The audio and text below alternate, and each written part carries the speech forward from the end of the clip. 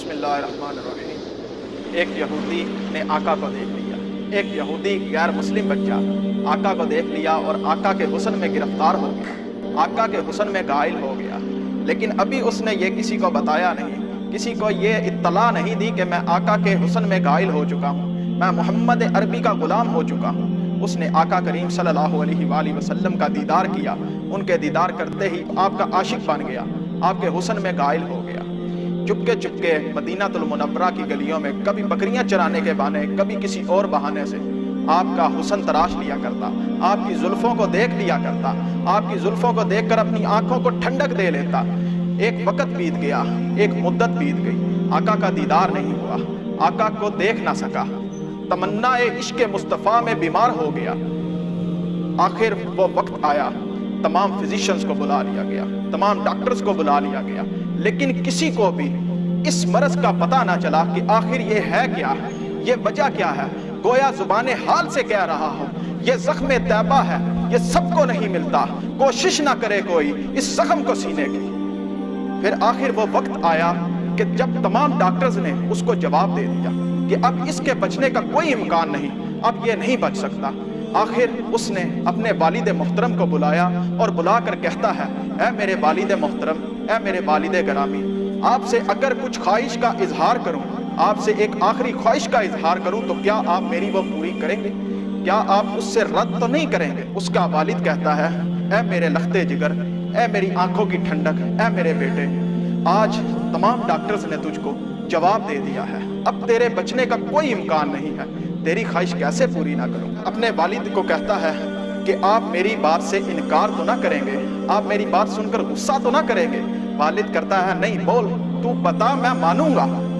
اپنے والد کو ہمت کر کے کہتا ہے، اے میرے والد محترم، میں محمد عربی کا غلام ہو گیا ہوں، میں آقا کے عشق میں غائل ہو چکا ہوں، میں محمد عربی کا دیدار کرنا چاہتا ہوں۔ والد غصے میں آ جاتا ہے، جلال میں آ کر کہتا ہے، اے غافل، کیا تو بھول گیا ہے اپنا دین؟ کیا کہہ رہا ہے تو؟ والد کو آخر وہ اپنی اولاد کے سامنے جھکنا ہی پڑا۔ بیٹا اس کا کہتا ہے کہ اے میرے ابا جان، آپ نے مجھ سے وعدہ کیا تھا کہ آپ میری خواہش کو رد نہیں کریں گے۔ محمد عربی کی بارگاہ میں پیغام پہنچایا گیا، میرے آقا کی بارگاہ میں پیغام پہنچایا گیا کہ آپ کا ایک عاشق ہے، آپ کا عاشق ہے اور آپ سے بے حد محبت کرتا ہے، لیکن آج وہ اس دنیا سے جا رہا ہے، آج وہ اس دنیا کو چھوڑ کر جا رہا ہے، وہ ایک مرض میں مبتلا ہو گیا ہے۔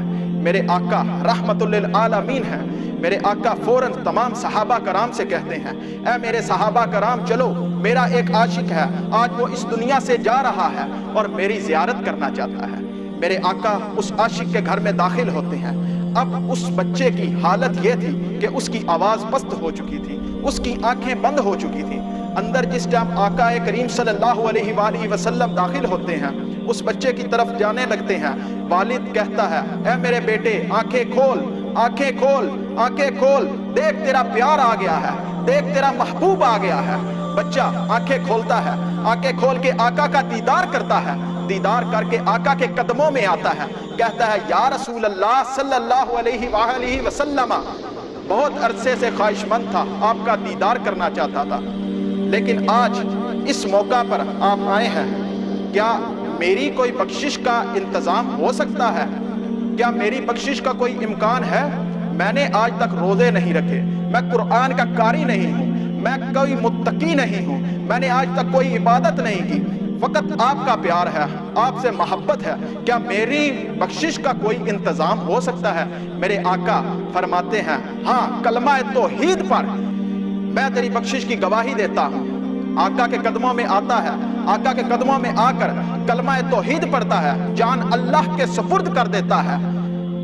والد کہتا ہے، اب اس کی میت آپ کی امانت ہے، اب اس کی تجہیز و تدفین آپ کے ذمہ ہے، مسلمانوں کے ذمہ ہے۔ اس عاشق کا جنازہ مدینہ المنورہ کی گلیوں میں سے گھمایا جاتا ہے، مدینہ المنورہ کی گلیوں میں لے کر گزرتے ہیں، دور دور سے لوگ دیکھنے کے لیے آئے ہیں کہ آج اس صحابی کو دیکھیں جس نے ایک دفعہ آقا کا دیدار کیا، اسے یہ مقام ملا۔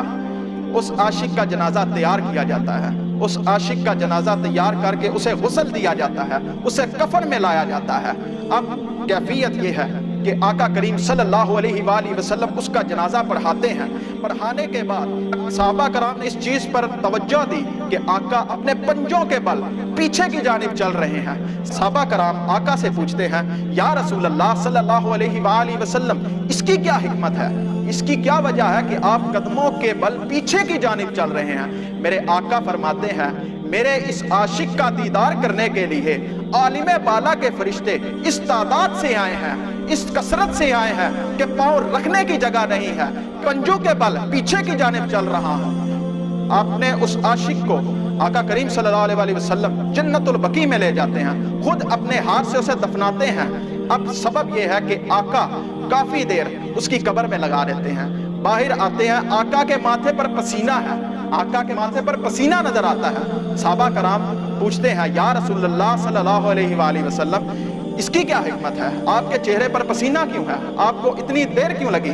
میرے آقا فرماتے ہیں میرے اس عاشق کو دیکھنے کے لیے جنت کی حوریں اس تعداد سے آئی تھی، اس کثرت سے آئی تھی، اور میرے اس عاشق کی چہرے کی بلائیں لے رہی ہیں، بہت خوش ہیں۔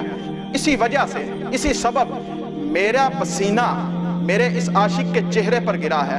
اب اس کا چہرہ قیامت تک مہکتا رہے گا، اب اس کا چہرہ قیامت تک خوشبودار رہے گا۔ وہ وقت آ گیا، اب اس کی تدفین ہوگی۔ گویا آج بھی وہ اپنی قبر میں کہہ رہا ہوگا کہ ناز یہ انداز ہمارے نہیں ہوتے، چولی میں اگر ٹکڑے تمہارے نہیں ہوتے، بے دام ہی بک جائیے بازار نبی میں، اس شان سے بکنے میں خسارے نہیں ہوتے، ملتی نہ اگر بھیک حضور آپ کے در سے، اس ٹھاٹ سے منگتوں کے گزارے نہیں ہوتے، اس ٹھاٹ سے منگتوں کے گزارے نہیں ہوتے۔